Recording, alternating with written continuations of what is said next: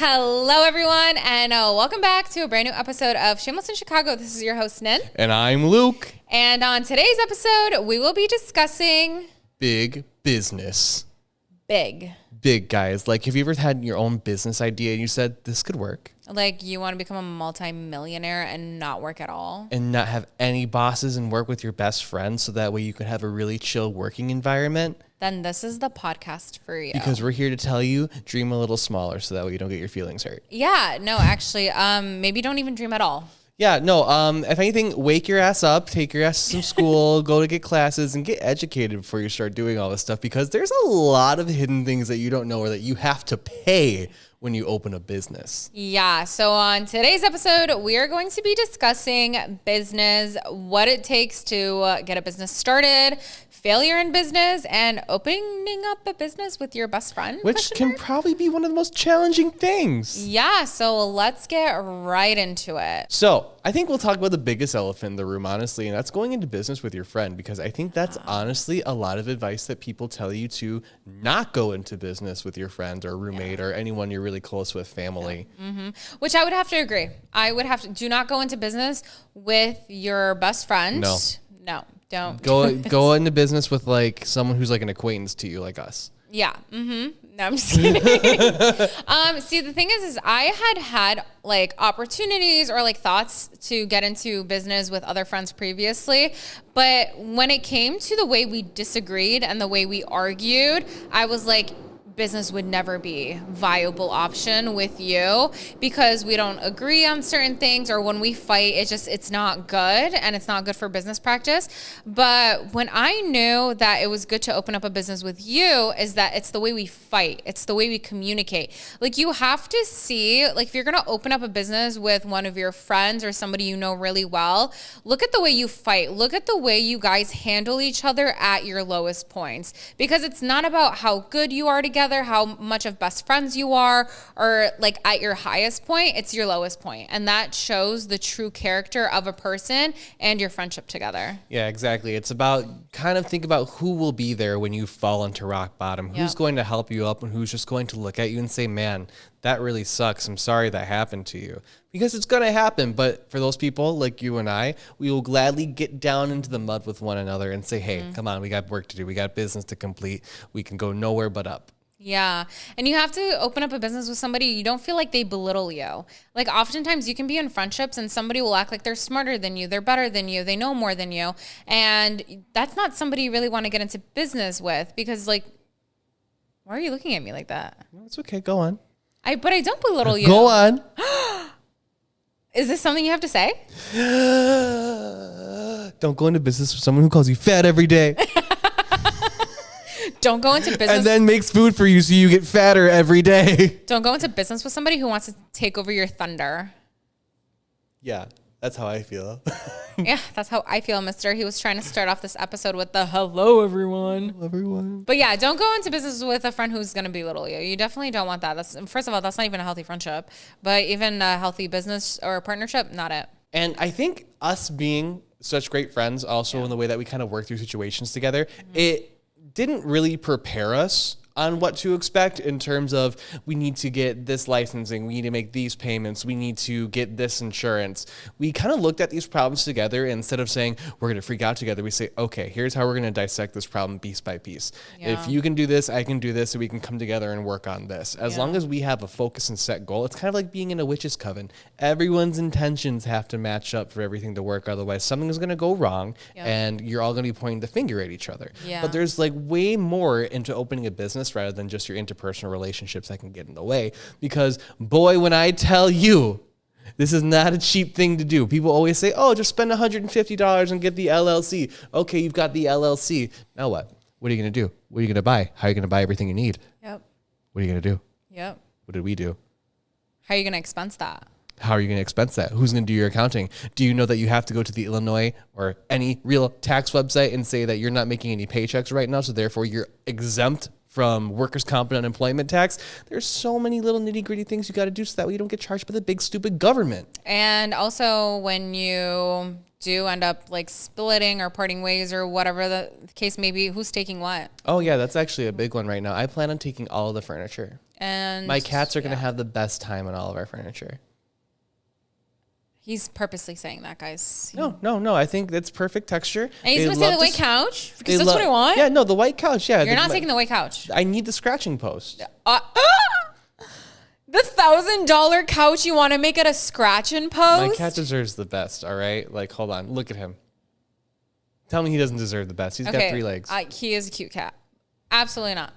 All right. But then again, these are things that need to be worked out very early rather than when you guys are coming up maybe to the end of your business, or if you're not renewing, or if you're moving and you're upgrading your stuff. All of what goes where needs to be clearly delineated to all parties. So that way, when you're at the end of it, you're not stuck pointing fingers saying, you robbed me, this is mine. Yep.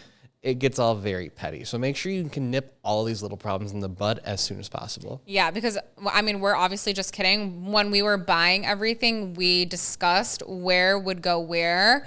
1, if the business was going to fail. And 2, if we like move out or like no longer need it anymore, who's taking what and where is it going? Yes, while you guys get some nice furniture, I'm stuck with a bunch of sound equipment and a couple of green screens. Sounds great for me. Yeah. Actually, I could do a lot with that. Also, another thing about business is... Failure. Oh my gosh. Yeah. I think failure and business are 2 words that have become super synonymous with each other, because that's really the only way we learn. It's not like we went to school for business. Nope. We didn't have any mentors or guides or investors. We went into this cannonballed like freshly naked, and we're trying to get clothes on while we're diving off the board. This has been one of the most off the hand decisions I think you and I have ever made. We're just saying, we're girls, we're just girls. We're going to open a business. Yep. But here we are. We did it despite everything the government could throw at us. And it's not even that. It's also like we opened a content creation studio, and like there's not many of this out there. There's actually none that do what our business does. And so when you're getting into a field that's literally brand new, completely fresh, not tried and true, like sometimes you're going to go to renters and you're going to go to a landlord and you're going to be like, hey, I want to rent out your space to run my business. And he's going to be like, great, what is your business? And you have to give them your business plan, your business idea to ensure to them that you are going to be making money so that you can pay them rents. However, if your business is something that has never been done before, you cannot compare the money to like other successful businesses, right? I can't open up let's say a restaurant, right? And I'm opening up a shawarma restaurant, right? I know that this shawarma restaurant makes XYZ money. They make such good money. They're successful. This is a tried and true business. The landlord is more comfortable. Whereas a content creation studio, there isn't any. And if there is, they're very limited. So knowing how much they make, how successful they are is very difficult. So you really have to like go in with thunder and with gusto, that you believe in yourself and you're about to do this. But what happens when you start something from the ground and nobody else has done it before?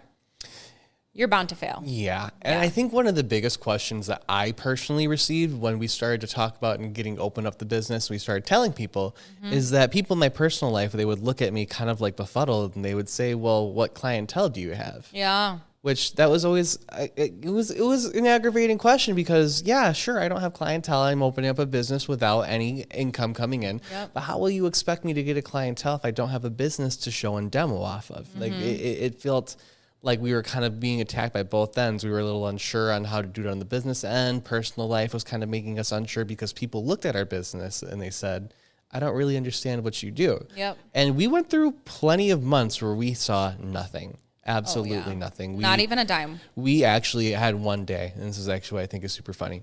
We one day penned a email over to our landlord company, and we said, hey, listen, I think that we are going to have to close. It just seems like the best idea. There's some things that, we're not too happy with. And that same month, we booked this place out 4 times. Yep. And it was like it was the first time. The universe had just said, you know what, we're going to give you a bit of a win here. And in those 4 times, I think we've met some of the most amazing people we could have ever met, like influential, popular, and just all around great people to be around. Yeah. And I think that just like is really like such a sign is that when like God puts a vision in your head, go after it. If he's planting these seeds in your mind, go after it, chase after it. And if you feel like it's failure is just a part of the journey. So you can be so grateful for the moment that you do get that success. You know, it's like, let's say we opened up the business and we got success right away. I feel like we would have missed out on so much, and like we wouldn't have learned as much as we have. We wouldn't have developed this new level of our friendship, I think, because we sat here and we collectively failed together. Yes. And when we did fail and we felt we were at the end, I think we looked at each other and we smiled and we said, hey, I'm happy we at least tried to do this. I'm happy that we at least got ourselves out the door, doing something that scared us, something new. We were able to push ourselves to that new horizon. Yeah.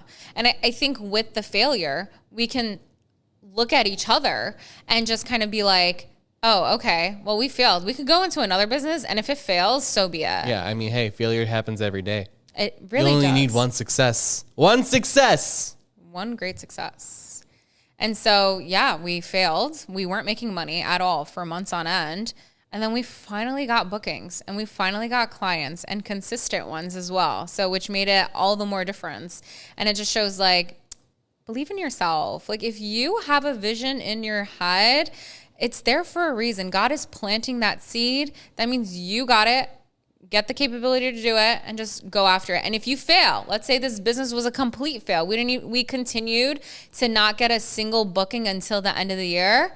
At least I could say I did it. Yeah. I won't spend the rest of my life thinking, what if? Yeah, you'll actually be able to say, you'll be able to look up and you'll tell people, you can say in a job interview, I stepped outside the norm and I decided that I was going to try and run my own business because I am goal-oriented, I want to succeed, and I want to come out on top. Yes, you're self-sufficient, you chase your own business. Like, it's not, starting a business isn't just like writing a piece of paper and starting a business. It's coming up with the idea. And it's also a lot of preparation. You've got to get your files ready because all of your receipts have to be kept. Yep. You've got to keep all of your legal documents. You have to get yourself what's called a federal employer identification number, which is what you use when you set up your business. You got to go to the DMV. You have to do yearly updates. And, you know, the scary part is that sometimes you got to put in some personal information. You don't know where it's going to go or who's going to see it. Yeah, but this is not to steer any of you away from starting your own business. It's telling you guys that you can do it. Whatever that thing is in your head that you want to do it. Find somebody who supports you and do it. It's so important. So a part of the failure, right? You have a business and let's say it fails, right? A certain level of trust has to go in. Oh, yeah. Yeah. Because then once that business is dissolved and it's not bringing any money in, there's still the piper you got to pay. Yeah. You still have to pay rent every month. You still have to pay your dues. You've got all your bills. You've got everything. You've got all this equipment here that was supposed to bring capital. And the first couple of months, let's just be honest with yourself, you're not going to make any money. Nope. Not at all. We made a loss. I'm really happy we made a loss in our first year because it really helped us kind of move a bit forward. Yeah. But yeah, no, you are going to get a gigantic loss in your first year, and everyone's going to tell you, oh, it takes a while. And then those people who say, oh, it takes a while are going to say, well, it's been this long, blah, blah, blah. Don't let those people get inside of your head, because the moment that you stop being consistent with what you need to do and how to run your business is the moment that your business fails. And it's okay to fail, but if you're not ready to give up and you're not ready to fail, don't let those people make you ready to fail. Yeah. And if somebody like has a fake timeline of like, oh, your business has been open for 4 months and you still haven't seen anybody, it's like, no, it's okay. My time is coming. Like, I'm fine. I am okay. And I mean, our first two clients actually were people with high followings. Oh, yes. Like celebrity clients type of thing. Influential people in the Chicagoland area and on TikTok and social media and all of that. And so it just goes to show that if you are consistent with something and if you are passionate about something and you believe in yourself, tune out the outside influences. Tune them out. I know it's so hard, but that's the great thing about opening up a business with your best friend or a trusted person, is that somebody is literally there supporting you and you guys are in it together. Yeah, tell the universe what you need. That manifesting stuff may sound like some hokey shit, but we really did it, huh? We really did it. We really did it. We really did it. But how do you think it's affected trust? I can certainly trust you to get your bills paid. That's for sure. Oh, that's for sure. But so there's a couple of tests that I think that are good for friendships, but can also be really bad for friendships. It's probably, well, it first started off as the moving in together, but now it's also opening up business together because it's kind of the same concept. Yeah. I may not see you every day, but I still rely on you to pay your share of the bills and keep your share of this business running because this is the agreement that we've entered into. Mm-hmm. If you go into business with someone that's unreliable, like say if I trusted you and you didn't show up twice a week, you didn't show up for clients, you didn't help with the equipment, you didn't learn anything, and you didn't pay your bills on time, that would be a character flaw to me. I would say I can't trust this person really much as a friend because they've put us in this situation and set us up for failure. But we have a line and we both know that saying, hey, failure is not our option here until it's the very last. Yeah, that's a really good point because you can easily go into business with somebody, right? And let's say your business starts failing, you can start giving up. You're going to be like, well, it's failing. Why should I even try? Why should I even come into the office? Why should I even start working? Why should I continue to post stuff on social media? Like nobody is receptive to this. Right. But it's like when that person, both of you are just like, okay, like we may not be making money, but we're both still showing up every day, and showing up is so important. People can become complacent so easy. And also when it comes to failure, people start pointing the fingers or like, oh, maybe if you would have posted a better photo. Oh yeah. Maybe if you would have marketed better. Yeah. Or maybe if you would have networked better, like people start pointing fingers and it's like, no, we don't have that. Yeah. Remember, there's always 3 pointing right back at you. Exactly. Your success is my success. And that's the way we operate this business. And that's the way we operate the friendship. It is not just the business. We operate the friendship with your success is my success because neither of us are selfish people. Right. And I think that's so important because if you are going into a business strictly for money, one of you really wants to become a millionaire or whatever the case may be, and you're strictly in it just for money, your business will fail. Absolutely. Your friendship will fail. If you have no passion in what you're doing, then you're just setting yourself up for failure because you have no eyes on the actual big plan. Mm-hmm. Yeah. Be more passionate about the business and then the money will follow. One thing I will say though, with opening up a business with your friends, I think it opens up a lot of conversations that we have to really talk through. Yeah, like for what? Well, I would say that there's one business partner I have in particular who has an abundance of business ideas and wants to run all of them at the same time with no startup capital. That's me. So, as we have gone through the throes of fearing our business would not be successful, we had set our sights on another business. Yeah, we've set our sights on a couple of them. Yes, we have. Well, I'm going to talk about the one. I won't go into details about the one, but we decided, hey, this may be a good idea if things go wrong. We have the furniture, we have some of the rugs, we have some of the startup furniture. Mm-hmm. Hey, this could work well. And, we all were on the same idea. And then there are some other ideas that I'm not so sure about. Like, who wants to go through a roller rink where it's just hot dogs without the buns? That's not a good idea, Nin. Okay, listen. We have multiple ideas. I know, but we need the startup capital. That's for sure. We need the buildings. That's for sure. We need the furniture. Yeah. We need the insurance. Yep. Guys, business insurance is the scariest thing ever. Always have it. See, but like the thing is that my brain starts running 1,000,000 miles a minute and I have these ideas and then I have somebody like Luke to go to that humbles me really quickly.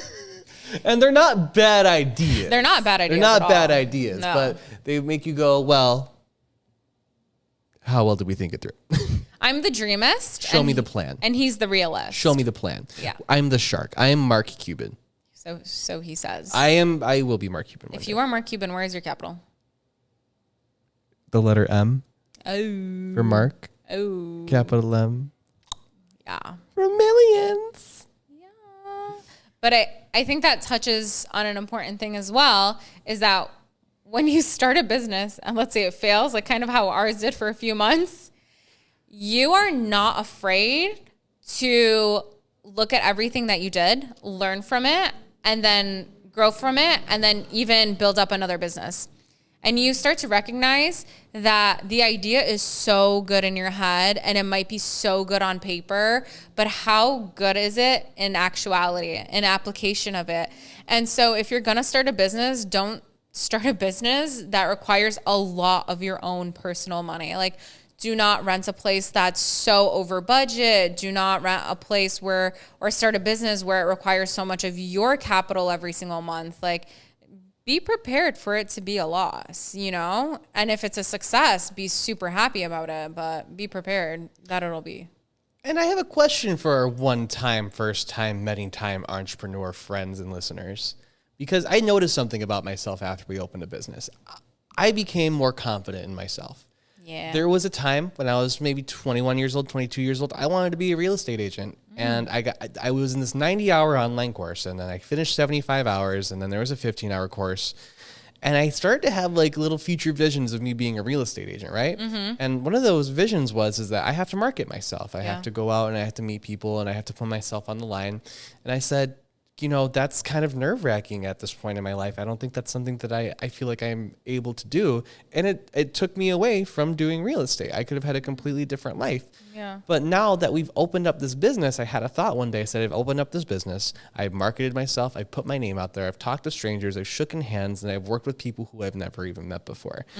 I am now somewhere where 21-year-old Luke could never even dream of being because I put myself in this situation that was able to grow where my headspace was. I'm able to talk to strangers. I'm able to say confidently, hi, this is my business and this is what we do. How can we make your dreams come true? Yeah. And that's such an important point too. It's that like you have to have that confidence, but you don't have to start off with the confidence. No, not at all. You can be as scared as you want in the beginning, but just don't show it. Yeah. Don't show it to anyone. You have to get uncomfortable before you get comfortable. Absolutely. Yeah. No, because as long as you stay comfortable, you're not growing and you're not learning. But as soon as you get uncomfortable, well, then you have to find out how to jump through the hoops. You got to learn these things. I learned different editing software to try to get us ahead in all of everything that we do. I think I learned 3 different editing software languages. Yeah. You have tried to throw yourself at every social event that you can to try and get our card out. But I think everyone here has really done their part to just not only improve the business, but really improve themselves as well. Oh, 1,000%. And once you do open up a business, your mindset changes. Absolutely. You start to look at everything as a business opportunity. I feel like I'm a parent and this is my child. Yeah. And you start to look at how do other people operate their business? How are other business models successful? What is the gap in the market? What are people looking for? Like all of these questions start to go inside of your head and you become a business person. I'm not saying everyone has to be a business person, but if you're listening to this podcast, then you might be a little interested in starting a business. If this is your sign, it's your sign. Go for it. Go for it. Do it. Be your own boss. Be your own American dream. So what are the pros and cons of starting a business? Let's just get into it. Sure. So the first thing I'm going to say for cons on starting a business, I'm going to do it how we started a business. Con is that there's no startup capital. You're going to have to put your money from your personal check, from your personal savings, from your personal whatever into this business, whether it be your savings, your credit card, your checking account. You're going to have to put money down on this. Yep. You are going to have to become so confident, and this is another con. Being confident is another con because you're going to have to realize that people aren't going to see your vision and people are going to have so many doubts in what you want to do. So you need to make sure that once you have your head straight in what you want to do, you have your business plan straight, you have your entire operating system in place, you're able to answer any question that anyone throws at you because the moment that they see that you're knowledgeable and you're passionate, they take you that much more seriously. Yep. But I say that as a con because we're surrounded by people who expect to see you fail. Yeah, of course. Even your closest friends are expecting to see you fail. They're kind of they're probably the ones who are watching it the most. Yeah. They're waiting intently. And that's not to say you have shitty friends or that me and Luke have shitty friends, but it's just to say that when you fail, they'll be like, I mean, I didn't think it was going to go anywhere. And then people will say, I told you so. But I think one of the big things that pushes us is that we get to say, we told you so. Yeah. And it's not even that. It's at least I wasn't afraid to do it. At least I could follow something rather than a 9 to 5. Yeah. Yeah. I mean, just do what you want to do, right? Like imagine we would have had this idea and so many other people did content creation studios and they're successful and we're failing or we never started it. We'd be like, oh, I could have been that person. Oh, I could have been that person. Right. It's like, oh, I could have thought of pizza. Well, yeah, bro, it's bread on cheese, but did you do it first? No. Like imagine the person who thought of an airplane, like who thought of like, let's fly people. Like, and everyone said, you're fucking crazy. Man will not fly. But what did the person do? They got enough people. The brothers. It was the Wright brothers. But they got enough people support to believe in their dream. They did it. And now they put a plane together. They put a plane together. Some pros of owning a business, though, is that it's kind of giving me some of that life experience I want. I don't have to report here like it's my droning day job every day. No. I get to meet new and interesting people. I get to go to networking events and say, hey, this is what I do for you. I get to create stuff that you get to see on TV, on YouTube, on TikTok, and everyone's like, oh, that's so cool. And they're actually kind of getting an interest because while everyone is a regular business person, you kind of see that people have these little wants to be a little bit more. They want to do a podcast. They want to do a fitness channel. They want to do this, that, here, but they don't have the time to edit. They don't have the capital to get all the expensive equipment. And when they come and see us and they walk in here, they take the big sniff and they say, oh, wow, it smells so clean in here. Yeah. It looks so nice in here. Yeah. It's like feeling all of that hard work pay off, saying, yeah, I'm doing something right. Oh my gosh, yeah. Yeah, that's definitely like the biggest problem when people walk in here and they're like, the first thing people usually say is it smells so good in here. I know, then we freak out about that. We're like, does it smell okay in here? Does it smell okay in here? Yeah. They say, oh my God, it smells so good in here. And two, wow, this place is so nice. And that's always like the best because it's like, this was my vision. This was literally, I mean, I'm going to take credit. This was my design vision. All right. I found these chairs on the side of the road. I saw what was going to happen. And we put it together. And I love it. And it makes me so happy that other people love it too. So. Her idea. My design. Her design. My design. Her vision. Like we didn't help her pick out the rugs. Okay. She asked for our opinions. I did ask for their opinions, but everything else was like, it was. The standing desk. That was Luke. The clothing rack. That was Luke. But those things aren't design. These chairs, the rug, the table, the white setting over there. This is what every straight husband feels like when he tries to contribute to the aesthetics of the house at a Marshall's. Yeah, exactly. Exactly. But it's so nice, like just seeing it come to life, seeing your vision come to life. And that's the entire business, right? Is for people to see their vision come to life, for people to start a podcast, for people to make their own music, for people to take really nice pictures. Like, yes, like if I knew anything during COVID, it's that people whose jobs were underappreciated, it's the arts that are underappreciated. It's people were listening to podcasts, watching TikToks. TikTok literally blew up during COVID. It's watching YouTube videos. It's watching film and television. But because film and television needs an entire production crew, that was taken away. So what were people resorting to? TikTok, YouTube, and podcasts. And audiobooks. And audiobooks. And the people weren't like, oh, where's the finance person or where's the accountant? They were like, no, I need somebody who is going to stimulate me visually and artistically and all of that. And so like, that's why we created a studio, because during that time, so many people maybe had a podcast idea, but they weren't able to do it because they didn't want to start it. They didn't know how to start it, but now we gave you the platform to do it. And just the arts is just so, so amazing. And I just wish we as an American society appreciated the arts more, because let's think about it. We look at Van Gogh, we look at Picasso, we look at Mozart, we look at Beethoven, we look at all these people. We didn't even care until they were dead.